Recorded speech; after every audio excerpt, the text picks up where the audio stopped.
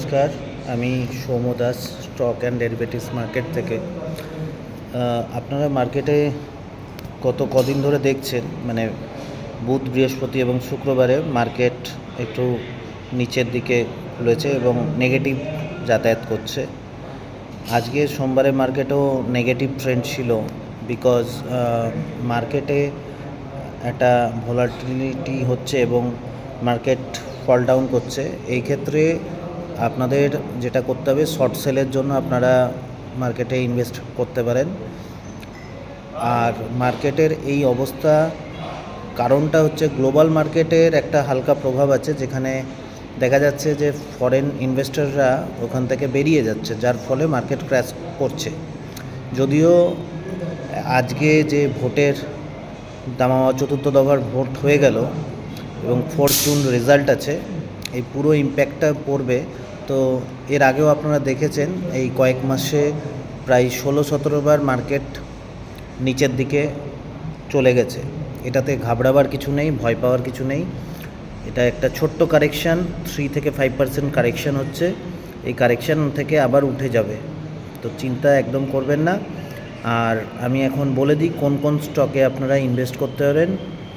মোটামুটি টেকনিক্যাল কলের মধ্যে আপনারা রেলের আইআরসিটিসি একটা ভালো স্টক, এছাড়া পিএফসি, পাওয়ার ফিন্যান্স কর্পোরেশন, এছাড়া আপনারা ইনভেস্ট করতে পারেন ব্যাংকিং সেক্টরের মধ্যে স্টেট ব্যাংক, আর লং টার্মের জন্য টাটা স্টিল।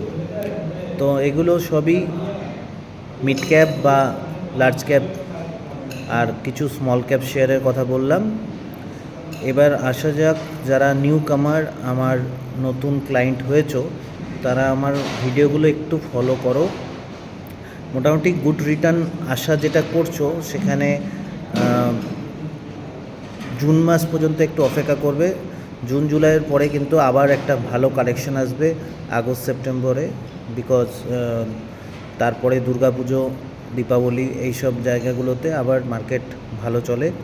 মনসুনের ওই টাইমটাতে, বর্ষাকালে একটু মার্কেট কারেকশন হয়।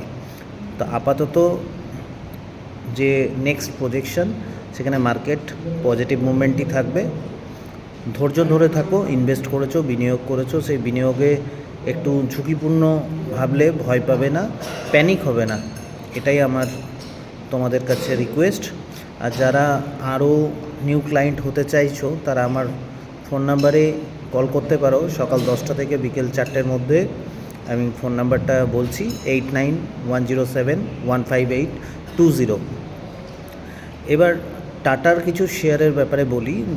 টাটার শেয়ার যারা পোর্টফোলিওতে রাখছো, কেউ টাটা কনজিউমার্স, কেউ টাটা স্টিল বা এরকম ধরনের টাটা পাওয়ার, এটা কিন্তু লং টার্ম ইনভেস্টমেন্টের জন্য ভালো, কিন্তু শর্ট টার্মে এরা কিন্তু খুব একটা বেড়ে ওঠে না। মানে আপনারা যারা আপনাদের পোর্টফোলিওতে এই ধরনের স্টক রাখছেন, তাদেরকে একটু ধৈর্য ধরতে হবে। আর রেলের স্টক রীতিমতো বাড়বে, সেটা নিয়ে চিন্তার কোনো কারণ নেই, কারণ আইআরসিটিসি, আইআরএফসি এগুলো নিচে চলছে, এগুলো আবার বেড়ে যাবে, টেকনিক্যাল কল আছে। রেলের এছাড়া যেগুলো আছে আরবিএনএল, এরকম ধরনের যেগুলো রেল রিলেটেড স্টক, সেগুলো বাড়বে। এবার রেলের স্টকের মধ্যে যেটা বিষয়, সেটা হচ্ছে আমাদের যখনই একটা সরকার গঠন হয়ে যাবে, সরকার গঠন হওয়ার পরে 4 জুনের রেজাল্টের পরে একটা ইন্টারনাল বাজেট হয়, সেই বাজেটের পরে এই স্টকগুলো আবার ফুল ফর্মে, ফুল ফেজে বাড়বে। এছাড়া যারা ডিভিডেন্ড দিচ্ছে যেসব কোম্পানিগুলো, সেই সব কোম্পানিগুলোতে তো আপনারা ডিভিডেন্ড পাবেন। তো এই সার্বিক আলোচনা রইল, প্যানিক হবেন না। আর আমার ভিডিও যদি আপনাদের ভালো লাগে থাকে, তাহলে আরও বেশি করে ওয়াচ করুন, শেয়ার করুন, আর কমেন্ট করুন আপনাদের কোনো এনকোয়ারি থাকলে। আমি যথাসম্ভব আপনাদেরকে অ্যান্সার দেব। আর বেল বাটনের লাল বাটনটা আপনারা থাম্ব ইমপ্রেশনটা দিয়ে রাখবেন, যাতে প্রথমে ভিডিওটা আমি শেয়ার করলে সঙ্গে সঙ্গে আপনাদের কাছে পৌঁছে যায়।